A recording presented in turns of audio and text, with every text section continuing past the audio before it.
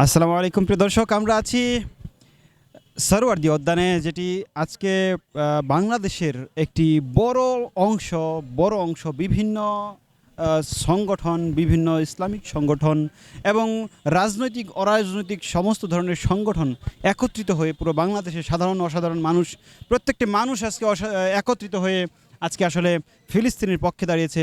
ফিলিস্তিনে রক্তের বন্যা বওয়ার জন্য এই যে প্রতিবাদ দাঁড়ানো উচিত, সেই প্রতিবাদে মানুষ অংশগ্রহণ করেছে। প্রিয় দর্শক, দেখতে পাচ্ছি যে এখানে একটি আঙ্কেল রয়েছে। কেমন আছেন আঙ্কেল? আল্লাহ দিলে আল্লাহ আপনাকে তো আল্লাহ ভালো রাখছে।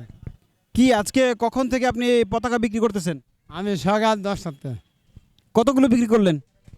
মোটামুটি 35-40 হাজার টাকা।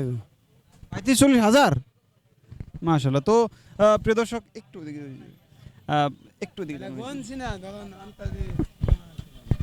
জি প্রিয় দর্শক, উনি কিন্তু অনেক পতাকা বিক্রি করেছেন। আর এই এতগুলো পতাকা কেন বিক্রি করতে পারলেন প্রিয় দর্শক? একটু ভাবুন যে মানুষের শুধু আবেগ নয়, মানুষের শুধু টাকা নয়, মানুষের বিবেক এখানে নিহিত করে দিয়েছে। মানুষের বাংলাদেশ, পুরো বাংলাদেশে সাধারণ মানুষ এখানে কিন্তু মানুষের আবেগ, অনুভূতি এবং বিবেক পর্যন্ত নিহিত রয়েছে। জি আঙ্কেল, তো আপনার আপনার কিন্তু অনেকেই এরকম আছে যারা নাকি বলেছে যে আপনার টাকা বেশি নিছেন। এই এখন আপনারা চান্স নিছেন একটা, এই 20 টাকার পতাকা 100 টাকা বিক্রি করছেন, এরকম করছেন নাকি আপনিও? না, দাম বাড়ছে, দাম বাড়া বেশি। কত করে বিক্রি করছেন বলেন? আমি 120 টাকা 130 টাকা এমন বেশি। এই যে মামা হয়ে গেছে, আপনিও কিন্তু বেশি নিছেন তার মানে। 100 টাকা কিনা। কি বেশি নিছে উনি? 120 টাকা করে বিক্রি করছেন। না, আমি বলতে পারি বেশি আছে, আগের তুলনায় বেশি পতাকার দাম। আগে যেগুলো আগে 60 টাকা 70 টাকা আমরা পাইতাম, এটা 70 টাকা। আগে 60 টাকা 70 টাকা যেগুলো পাইতাম, এগুলো এখন 120 টাকা 30 টাকা বা 150 টাকারও অধিক হয়ে গেছে।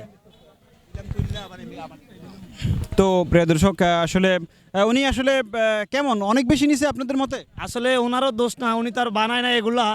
এগুলা যেখান থেকে উনি ক্রয় করছে, উনিও তো ঘরে ঘরে বানিয়ে এগুলো আমাদেরকে দেয় নাই, উনিও তো কিনে আনছে। এখন জানি না এটা যারা তৈরি করছে তাদের মাধ্যমে হয়তো একটা সিন্ডিকেটের হয়েছে, যে এখন যেহেতু এর একটা চাহিদাটা, এজন্য হয়তো বা দামটা বাড়িয়ে দিয়েছে। আচ্ছা। তো প্রিয় দর্শক, আসলে ওনার যে চাহিদা বেড়ে গেছে তাই দাম বেড়ে গিয়েছে। তো আমি দেখতে পাচ্ছি অল্প কয়টাই আছে আপনার, কি অনেক নিয়ে আসছিলেন নাকি? এত কিভাবে ছিলাম। কি বলবেন? এই যে আপনি অনেক বেশি করে লাভ করতেছেন, কি বলবেন আসলে? এটা কি আপনার প্রাপ্য নাকি জোর করে নিচ্ছেন? কেমন আসলে? আমার ভাগ্য আছে, আমি বেশি, জনগণ কিনছে।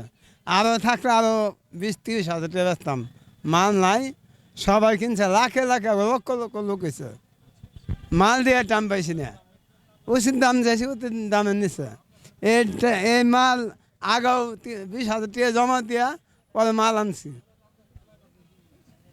এমনি মাল পাওয়া যায় না। এই টাইমে মাল তো সবাই নিচ্ছে, কারে দিয়ে কারে দিব, সবাই সিলাইছে, সিলানি টাম পাইছে না। তো এই মালের দাম আসলে ধরুন 70 টাকা, মানে এবার চক বাজার টানছি 100 টাকা 90 টাকা। তো প্রিয় দর্শক, তো আমি 100 টাকা 130 টাকা না বেচতে আমি চলতে হইব না। জি প্রিয় দর্শক, উনি আসলে সমস্ত হিসাব নিকাশ একদম পুঙ্খানুপুঙ্খভাবে দেওয়ার চেষ্টা করেছেন, যে আসলে উনি কত কিনেছেন, কোত্থেকে কিনেছেন এবং ওনার খরচ কত গিয়েছে, সেই সব কিছু উনি আসলে বিষয়টা ক্লিয়ারলি বলার চেষ্টা করেছেন। আসলে কি এখানকার যারা একটু আন্দোলনকারী আজকে রয়েছেন, দেখতে পাচ্ছি যে আপনাদের এই পতাকা হাতে, কি বলবেন আজকে ফিলিস্তিনের জন্য?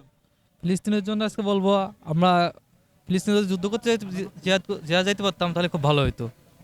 শুধু এখানে এসে বলতে চাই না, আমরা সারা বিশ্বকে জানাতে চাই। জি প্রিয় দর্শক, দেখতে পাচ্ছেন যে আসলে মানুষজন এতটাই আবেগিক এবং এতটাই বিবেকিক হয়ে গিয়ে মানুষ আসলে তার রক্ত ফিলিস্তিনে ঢালার জন্য মানুষ আসলে চেষ্টা করছে, মানুষ অপ্রাণ চেষ্টা করছে যে আজকের